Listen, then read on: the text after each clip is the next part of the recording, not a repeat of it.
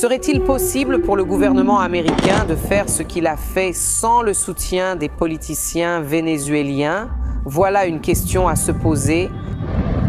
Ça ne pose aucun problème pour ça.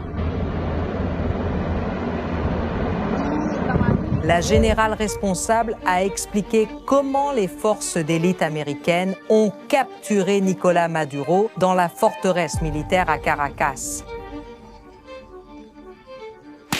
Cela a pris des mois d'opération et de collaboration entre toutes les forces armées et les services de renseignement des États-Unis.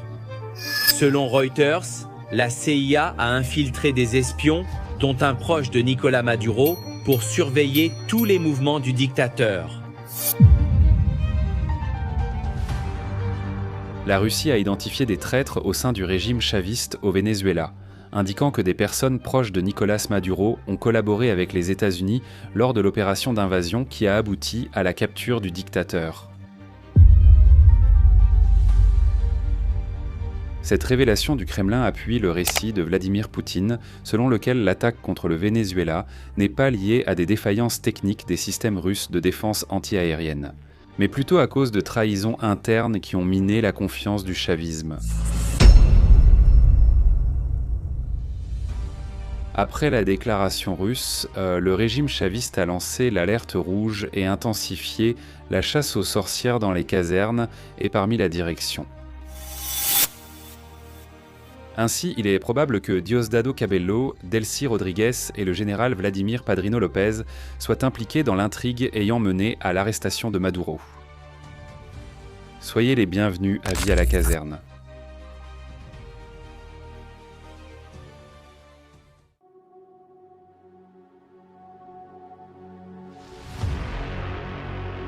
Le Venezuela utilise les systèmes de défense antiaérienne fournis par la Russie depuis plus d'une décennie, en raison des accords bilatéraux signés sous le gouvernement de Hugo Chavez.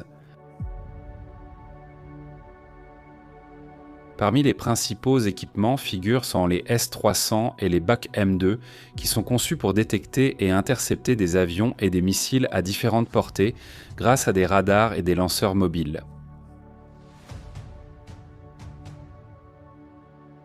Bien qu'ils aient été considérés comme avancés au moment de leur acquisition, aujourd'hui beaucoup de ces systèmes sont déjà technologiquement dépassés, ce qui soulève des questions quant à leur réelle efficacité, face à l'incursion américaine et à la pression militaire croissante dans la région.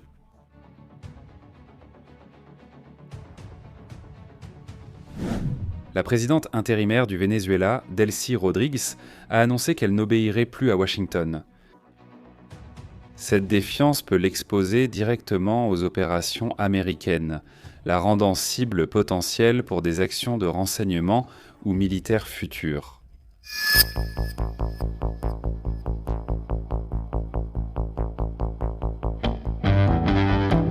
Fin de la demi-finale.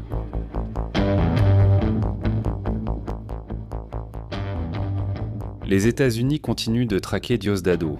Cabello, considéré comme l'un des hommes les plus puissants du régime et le bras droit de Maduro, capturer Cabello serait un coup stratégique affaiblissant encore plus le chavisme. La CIA continue d'opérer de façon permanente à l'intérieur du Venezuela, agissant dans l'ombre et recrutant des citoyens vénézuéliens pour collaborer à ses missions.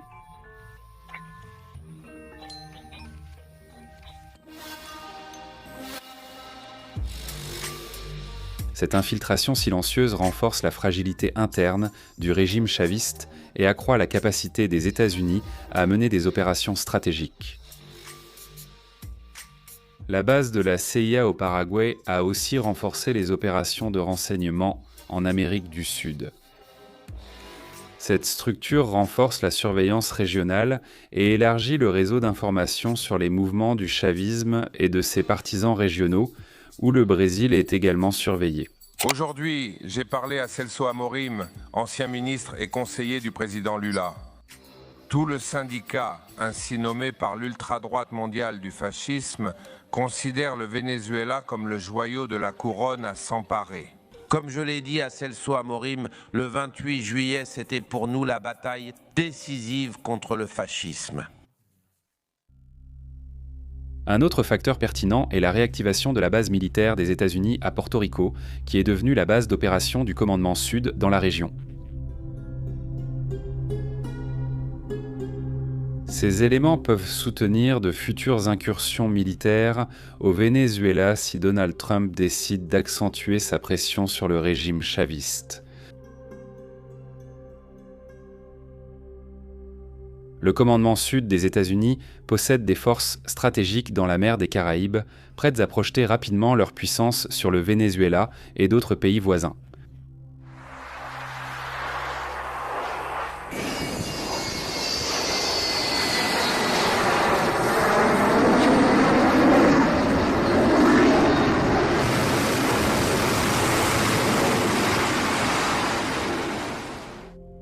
Ces ressources incluent des navires de guerre, des avions de patrouille et des unités spéciales telles que les Marine Raiders, formées pour des opérations complexes.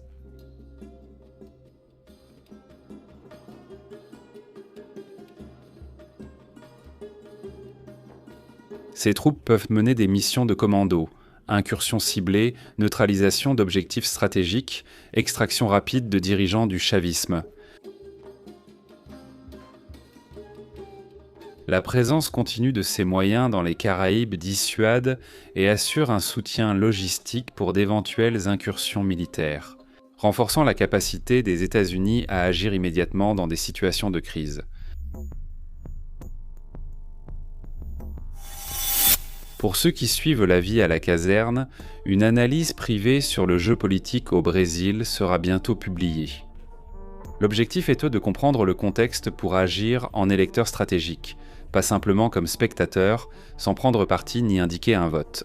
Dans les prochaines vidéos, nous vous donnerons plus de détails sur cette analyse privée qui fera de vous un électeur stratégique, et pas seulement un citoyen qui vote sans comprendre ce qui se passe en coulisses.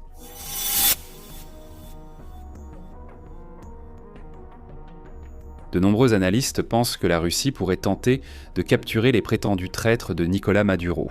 Le contrôle du Venezuela par les États-Unis a aussi nui indirectement à Moscou. Dans ce contexte, il n'y a toujours pas de confirmation officielle que Diosdado Cabello ait été responsable de la livraison de Maduro. Si cette hypothèse se confirme, sa situation deviendrait plus délicate.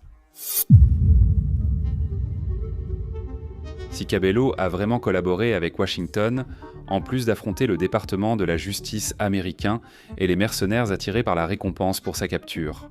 Il aurait alors à ses trousses le service de renseignement extérieur de la Russie, une agence issue de l'ancienne KGB et principale responsable des opérations d'espionnage à l'étranger. Cette agence d'espionnage, opérant hors de Russie et répondant directement à Vladimir Poutine, accentue la gravité de la situation. Ce contexte montre que les jours de Cabello sont de plus en plus difficiles, surtout après la réduction des opérations internationales du TREM de Aragua et du cartel de Los Soles. Avec la perte de ses sources de financement, qui soutenaient historiquement une partie de la structure du chavisme, Cabello voit son influence politique et économique s'affaiblir, devenant ainsi plus vulnérable tant aux pressions extérieures qu'aux luttes internes au sein du régime. Cabello est maintenant aussi ciblé et pourrait être traité de traître à la patrie, ce qui ferait de lui une cible simultanée de deux des plus grandes puissances militaires de la planète.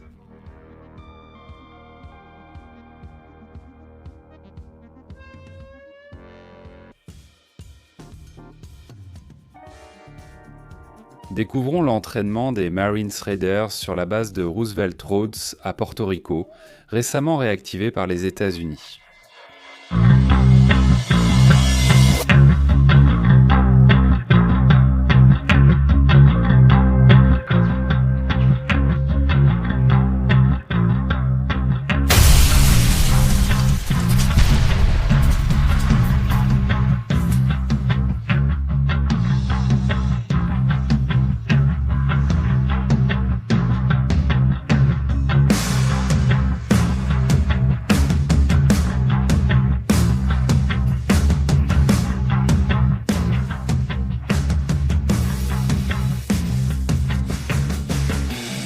voir marcher.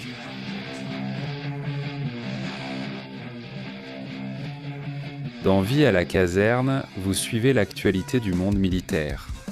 Likez, abonnez-vous et regardez une des vidéos affichées.